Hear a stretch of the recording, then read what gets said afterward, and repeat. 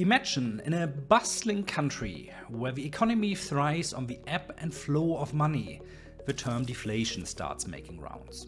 Deflation, a term often seen as the antagonist to inflation, is when the general price level of goods and services in the economy begins to fall. To visualize this, imagine a dollar as a slice of a large pie.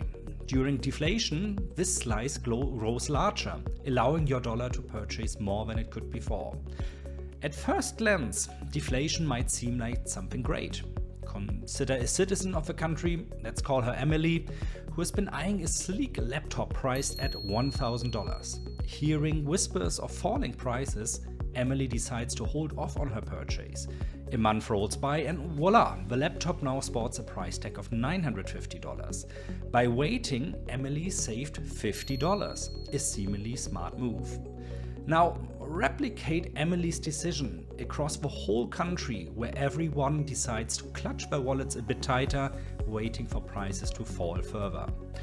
The reduced spending sends a chill down the spines of business owners. Their earnings plummet, forcing them to trim down their expenses. Often this cost cutting comes at the expense of employees who now find themselves standing in the unemployment line. Others face reduced wages, tightening their purse strings even further. The country now finds itself ensnared in a vicious cycle where reduced spending leads to job losses and wage cuts, which in turn discourages spending even more, creating a stagnant or even shrinking economy. The country's authorities aren't mere spectators to this economic downturn. They swing into action to thwart deflation's grip on the economy. By lowering interest rates, they aim to encourage borrowing and spending.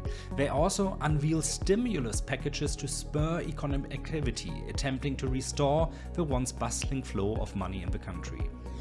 Through the lens of this country, the tale of deflation unfolds, revealing not just its superficial allure of increased purchasing power, but also its potential to entangle an economy in a web of stagnation and decline.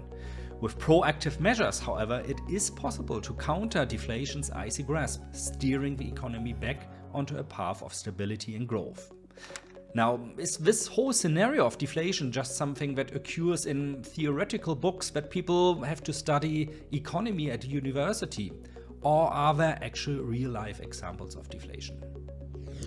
The probably most infamous example for deflation was the Great Depression, which occurred from 1929 to 1939. It is a prime historical example of inflation and its effects on the economy. Initially, during this period, governments and businesses increased spending, but consumers, reeling back from stock market losses, cut their expenditures by 10%.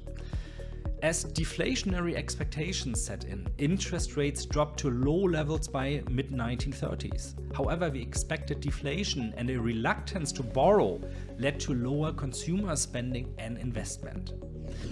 By May 1930, automobile sales dropped and prices in general began to decline, setting off a deflationary spiral in 1931.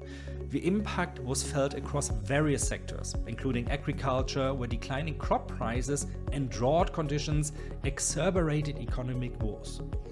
This deflationary environment significantly contributed to the severity and length of the Great Depression, illustrating the potentially devastating impact deflation can have on economies. All in all, it took the US stock market 25 years to recover from the initial stock market crash of 1929, which illustrates the severe effects deflation can have on an economy. Thank you for watching today's video on inflation. If you want more videos like this one, consider leaving me a like and subscribe to my channel.